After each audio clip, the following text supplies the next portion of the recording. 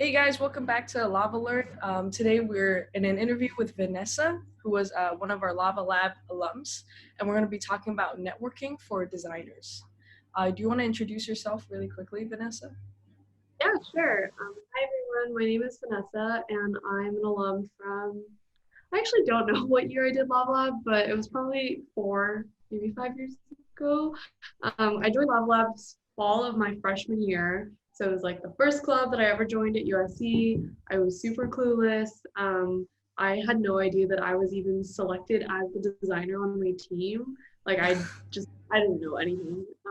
But I ended up pursuing product design throughout college and did a couple internships like through meeting people at Love Lab and also like applying on my own. And I recently just graduated in May and I'm a product designer on Instagram. Wow, that's awesome. Well, congrats. We're just going to jump right in. So, obviously, we're talking about networking today for designers. So, why do you think this is an important skill to have?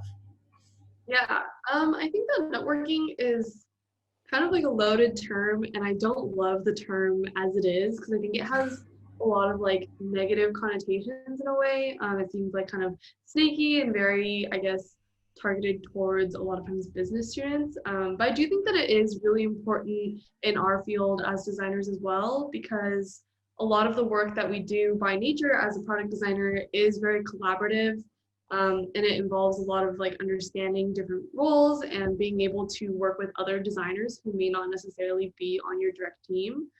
So I think having the skill of being able to talk to people and just keep up a relationship with people comes in really helpful because you honestly never know where someone that you may have met at like some random event when you were a student is going to end up in like 4 or 5 years. And maybe you'll end up working at the same company or they'll be working at a company that you're super interested in. So I think it's just a good thing to do or keep in mind. Yeah, that's really important. I like that you said it has a bad connotation. What other word would you rather use? I mean, I don't know if there's like a more appropriate word because I think networking, like in essence, is like what you should be doing in a professional sense. But I think like Right. you're a genuine person who just wants to learn about what other people do and get to know others in your field. I think in that way, maybe it can come across as more authentic or like less transactional, I suppose. Yeah, that's a really good point. You definitely don't want the person you're networking with to feel like this is a transaction, right? There is still a part of building a relationship out of this. When you were a student, what were the best? How did you find these networking opportunities? Yeah, I think honestly it's easiest when you're a student because there's constantly so many events going around or going on campus. Hmm. And like though sometimes I think like tiring or like annoying to go to them, like I think the crowds that will go to those types of like tech related events that are in like Spark or Lava Lab or whatever other orgs there are, it's like similar crowds. So I think like when you go to these events, you'll start seeing the same people over and over. And from that, that's how you can kind of start developing more natural relationships with people rather than being like a one-off meeting. Like you'll recognize the same faces and you'll be able to start talking to each other and like inviting each other to other events. So I think it is like a mutual thing too. Right. Um, yeah, I think being the whole community of entrepreneurship in USC, I think is pretty strong. Would you say that?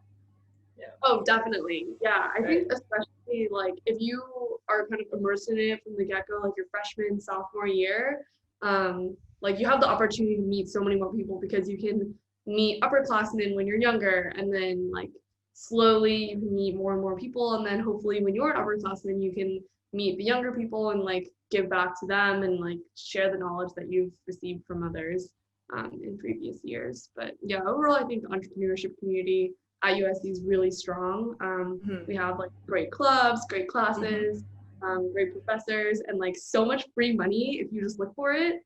So yeah, that we're pretty blessed. Yeah, I think Lava Lab is a pretty good example of just how strong that is in this sense. Mhm.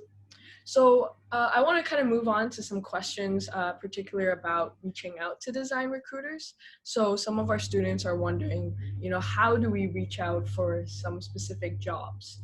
What are some platforms that are best for networking? And finally, are there any tips on like following up on contacts or keeping in touch? Mhm.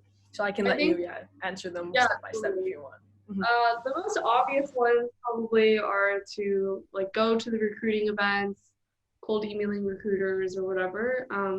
But I don't know. Personally, I've never found cold emailing to be super effective or appealing necessarily because it just seems a lot more forced and less intentional. So for me personally, whenever I've tried to reach out to a recruiter, I would try to reach out to somebody who I know who's already like a designer at that company, and talk to them and then kind of like pray that they offer to connect me to the recruiter or like offer to maybe refer me or something. Um, just because I think recruiters probably do get swamped with getting emails and getting instructions to students. So I think Right. like if you're able to set yourself apart a little bit, if you don't already have a lot of experience under your belt, especially I think it's tough to just like send out your resume into this black hole and like you don't know if you'll hear back from people. So I think if you're able to start with like a warm introduction, that makes it a lot easier. And I also think that at the end of the day, like it's important to remember in networking with like recruiters, but also like full timers that they are human beings and they're like people who have lives and they have interests. So I think if you can find a way to make a genuine connection with someone based on another interest that you have, that could go a long way. For example, like if you happen to follow a recruiter or a designer at a company on Twitter and you guys like have a lot of similar perspectives or whatever, and you like talk to them a lot on Twitter. I think that that is like a great recruiting tool. Tech Twitter is pretty crazy. I'm not personally super immersed in it, but I have seen a lot of people been able to like get jobs or meet people, and just like get more opportunities through meeting people that way because it feels more casual and it's a little bit more organic. Okay, I see. And do you have any tips for just following up on them? Have you done Yeah, like in the past? What have you been going to? I think definitely like shooting people an email. I don't know. It kind of depends on, I guess, the platform or circumstances of how you met. Like, if you happen to have cold emailed them and then you had like a coffee chat or whatever, then your whole relationship is probably based on emailing. So you Hmm. should continue to follow up with them via email versus like if you meet someone on Twitter, that you can continue like DMing them or like sending them something that you saw recently that might be relevant to them. Something that I do is like if I see an article or something that's related to something that I talked to someone about or related to the project that I know that they're working on, and if it like launched, I'll just send it to them and be like, oh, congratulations, I saw that you like launched or whatever. Just kind of like keeping tabs on them and also sending them updates about you as well. I think that a lot of times when we think about networking, it, like I said before, it can feel pretty transactional and that you may only think to reach out to someone when there's a reason. Right. But if you want networking to feel more personal and more natural and genuine, I think you should shift the focus of thinking of someone as like a business relationship or like a professional relationship to just a relationship in general. Yeah. And think about like, for example, if you're friends with someone, like you don't only talk to them when you need something from them, like you just talk to them because you want to talk to them. And if you think of them, like just reach out and mention whatever it is that you're thinking of. I think can be a lot more natural.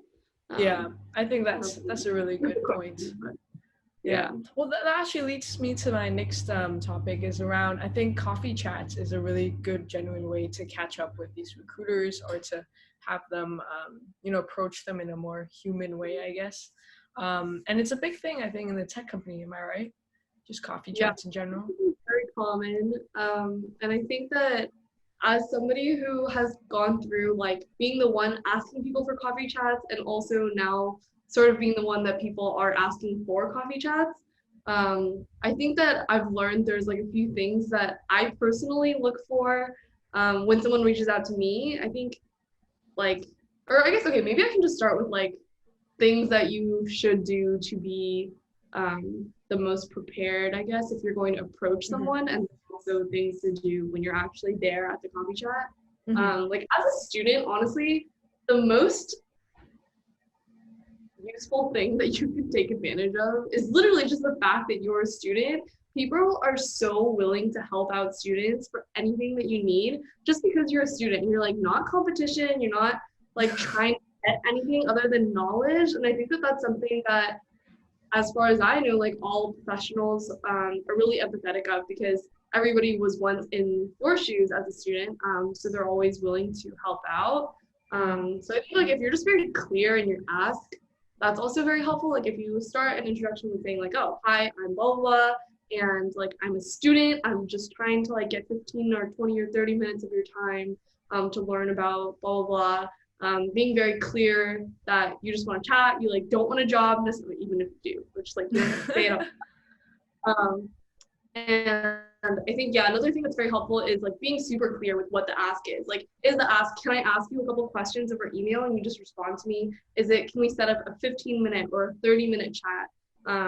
And I think that that is really helpful, because when you have such little points of contact with someone, if you can be very clear with what you're asking them for, that makes it a lot easier for them to help you, versus if you just, like, I don't really like it when I get messages on LinkedIn from strangers who are like, oh, I'd love to like connect and just like learn about your journey. And I'm like, what does that mean? Like, what are you asking for? Like, if I accept your invitation, like, I'm just like confused. Like, why are you reaching out to me specifically? And like, yeah, I think that's also, I guess the third point is like being clear about why you're reaching out to that specific person. I've also found to be very helpful. Like, this kind of goes with just doing your research before you ask someone for their time. Like, you should be putting time yourself. So like if I'm reaching out to someone cold, like I try to make sure that I do research on like where they work, projects that they've done, and in the ask explain why I'm asking them specifically. Like, why am I talking to you, Ivy, instead of like this other person at the company or someone at a completely different company? Which clear that like you've done your research, you know what you're asking them about, and you're like very clear about what you hope to get out of the conversation. I think it's just like makes it a lot more worthwhile and makes people more inclined to respond. So yeah, I guess like to summarize, basically like being clear about what you're asking about, not asking for too much, like just asking for a coffee chat, just a coffee chat, you know, and if it happens to evolve into something else and like you are able to develop a relationship with each other, that's great. But just like keeping in mind that like this person has a lot of stuff going on probably. So just being like cognizant of that and doing your research beforehand. Yeah, that's definitely very important. I mean, you want to show that you care as well. And, you know, this is a reciprocal relationship, right? Yeah, and this brings me to my, this is kind of our final topic. I think it's a very relevant topic that many students have questions about, and it's really about the COVID-19 world and how do we network through that. So I understand a digital presence is quite essential, right? I mean, even before COVID-19, you were saying LinkedIn or tech Twitter or Reddit even is a good place to reach out. So how would you say right now you could prepare as a student for this digital presence, and how can you reach out even more using this tool? Yeah, I think that honestly, COVID comes with a lot of silver linings. For example, like I think that because people are all working from home and just like constantly on their devices, they're also potentially a lot more susceptible to responding to you if you just like happen to reach out to someone cold, like on LinkedIn or on Twitter or whatever. Like I feel like now, since I'm always on my devices, like I will see notifications a lot easier. If like someone I don't know reaches out to me on LinkedIn and is like, oh, I like want to have a coffee chat or whatever, I'll just be like, sure. Because in some ways, like it is kind of easier to coordinate when it's digital. Like you don't have to go through all the effort of like finding a place to meet and when. So I think it is easier to schedule coffee chats with people, and even if you can't like get actual time with them, you can always still just like ask them specific questions, and then I think people are always happy to at least send you like a paragraph of a response to the questions, and then maybe later on, a few months later, you can follow up with more questions, and eventually that can lead into a more sustainable or like more meaningful relationship. But I think it's easier to make those like baby steps and just like those small introductions digitally. Yeah, I think my introverted heart might be more susceptible to like the digital world of networking, so I don't have to reach out to them in person, right? Yeah. See if you're nervous or like how many times you're rereading a message before you send it. So it's kind of a good thing, I think. Yeah, I definitely think so too. So yeah, thank you so much for all these tips. Just wrapping up, do you have any final tips just for designers in general in this networking space, or just anything, last word? Um, I think the last word would probably be the importance of remembering to say thank you to people who do give you their time. Like if you have a coffee chat with someone, or if somebody responds to your questions, or you have a phone call, I think that it's always really important just to recap with like a solid thank you note. Yeah.